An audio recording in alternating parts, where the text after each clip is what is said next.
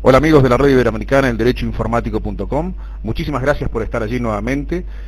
Continuando con nuestro ciclo de entrevistas, hemos podido tener contacto con una persona que nos ha parecido interesantísimo su materia en la cual desarrolla la profesión.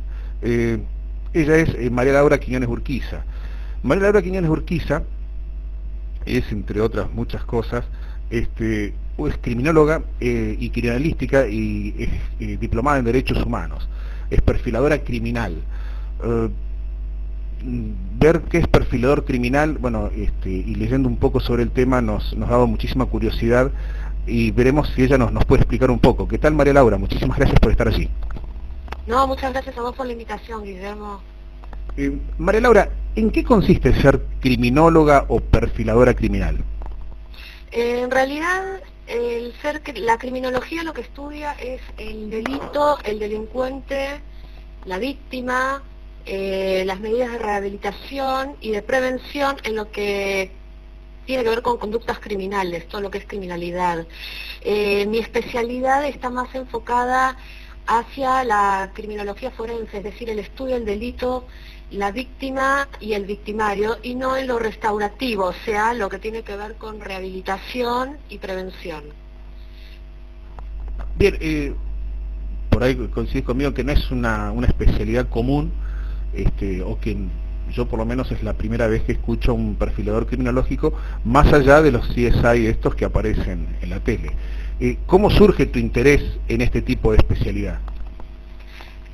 Bueno, en realidad siempre tuve interés en establecer un porqué, en conocer el porqué, la razón, el para qué de las conductas violentas, ya sean no solamente en personas, digamos, que cuentan con ¿cómo explicar?, con sus facultades mentales al momento de cometer un ilícito, ¿no?, sino también en lo que tiene que ver con personas que sufren noxas cerebrales o trastornos graves de la personalidad. Siempre fue de mi interés todo esto, ¿no?, el por qué con niños, por qué con adultos, por qué de estas maneras, ¿no? Bien, ahí dijiste una palabrita que, perdón mi ignorancia, desconozco. Noxa. ¿Qué es noxa? Una noxa es una patología. Por ejemplo, podríamos decir que las epilepsias son noxas cerebrales. Hablando, por supuesto, de las epilepsias comiciales, ¿no?, los accidentes comiciales, las que tienen presencia, es decir, que se expresan también en electroencefalogramas. Perfecto. Una etiología anatómica. Ah, muy bien, gracias. ¿Es común que una mujer desempeñe este tipo de especialidad o sos una rara avis? Ay, muchas gracias. Bueno, por lo general yo me he topado la mayoría de las veces con varones, ¿no? He podido hacer, digamos, grandes amigos acá en la Argentina, afuera, que comparten lo mismo que yo, ¿no? Y no, por lo general no he encontrado muchas mujeres, sí muchas mujeres interesadas, pero quizás no con esta especialidad específica, ¿no?, de perfilación criminal. Bien, por ahí en alguno de tus trabajos, o en una entrevista tuya, si mal no recuerdo, comentabas algo de un contraperfil. ¿Qué es un contraperfil? ¿Cómo se aplica? Claro, la técnica del contraperfil para lo que sirve es para, por ejemplo, cuando uno tiene un sospechoso y uno ya ha analizado, digamos, el comportamiento criminal de un hecho delictivo, ¿sí?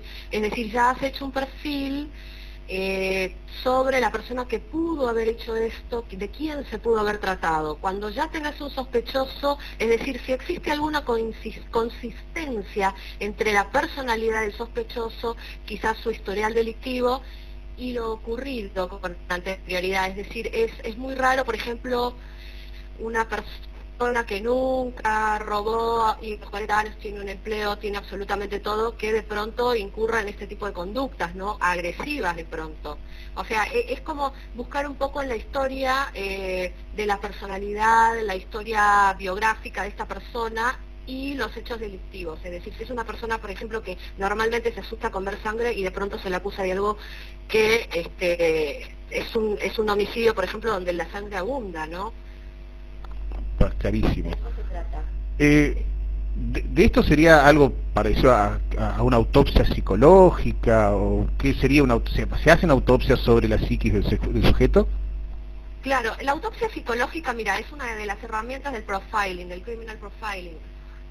Y para lo que se utiliza es cuando uno, por ejemplo, tiene un hecho, ¿no?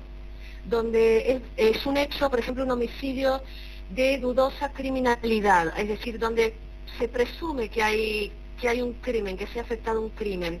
Vos, por ejemplo, tenés 4 opciones, que haya sido o una muerte natural, o una muerte accidental, un suicidio o un homicidio. Y esto, por ejemplo, se ve mucho en los episodios de asfixia autoerótica, ¿sí? Donde la muerte es accidental. No sé si escuchaste hablar de este choking game. Sí, lo he escuchado. Bueno, por lo general este tipo de cuestiones comienzan como un juego, luego una costumbre y luego se hacen un hábito y después son necesarias. Y hay sujetos que, bueno, tienen este tipo de conducta como acto masturbatorio. Y muchas veces la rotura del hueso hyoides, la inhibición vagal, la anoxia pueden desembocar en la muerte del sujeto, ¿sí? Imagínate una mujer, una esposa que llega a la casa, encuentra esta escena, el tipo atado frente a un espejo en paños menores, muerto, ¿sí? Como ahorcado. Entonces, probablemente esta mujer lo que haga para evitar la vergüenza familiar sea simular esta escena que encontró, ¿sí? Y de eso se trata la autopsia psicológica, a ver si hubo, si fue accidental, natural, homicidio, suicidio, ¿sí? Pero es una herramienta que, por ejemplo, se basa mucho en la victimología también, además de, bueno, la investigación policial y las pericias criminalísticas, ¿no? Bien, fantástico, realmente lo que me comentás por lo menos me resulta súper interesante. Para estos procedimientos o para este tipo de análisis que ustedes realizan, ¿hay procedimientos estándar o se procede según el delito cometido? Claro, yo por ejemplo me manejo con un protocolo propio de análisis, para lo que son agresiones de todo tipo, digamos. Tengo confeccionado uno de cada uno, pero esto siempre, digamos, es dinámico, porque lo que tiene que ver con... porque esto, para mí, es más que un arte, el tema de la perfilación tiende a ser una ciencia también, y uno tiene que partir desde la objetividad y no tirarse, digamos, abajo a lo nuevo que encuentra, porque puede encontrar cualquier cosa, ¿sí? Y esto se va perfeccionando a medida uno lo va practicando, lo va poniendo en práctica. Es una cuestión de ensayo y de error, y que tiene que tender hacia la perfección, es decir, todas las piezas del rompecabezas tienen que encajar perfectamente. Bien, vos sabés que por ahí charlábamos fuera de micrófono recién y te comentaba que nosotros en Derecho, de este tipo de cosas, lo que más se me asemeja, siempre nos nombran a 2 personas, uno era abogado, el otro era científico.